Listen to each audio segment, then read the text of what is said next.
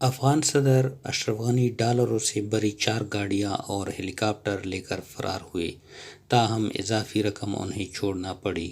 روسی سفارت خانے نے انکشاف کیا ہے کہ سابق صدر اشرف غنی فرار ہوتے وقت اپنے ساتھ کیش سے بھری 4 کاریں اور ہیلی کاپٹر اپنے ساتھ لے گئے۔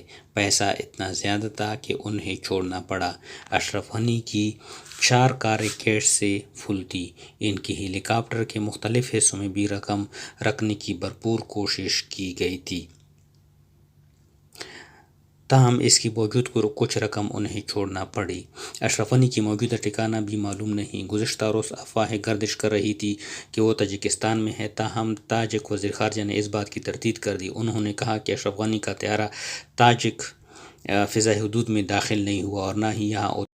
خانے کے مطابق اشرف غنی نے فرار ہوتے وقت ایئرپورٹ پر $50 لاکھ سے بھرے تھیلے چھوڑنے پر مجبور ہوئے تھے کیونکہ ان کے پاس پیسے رکھنے کی گنجائش ختم ہو گئی تھی۔ غالب گمان یہی کیا جا رہا ہے کہ ان کا طیارہ عمان کے راستے سے ہوتا ہوا امریکہ جائے گا اور وہاں پر وہ قیام کرے گا۔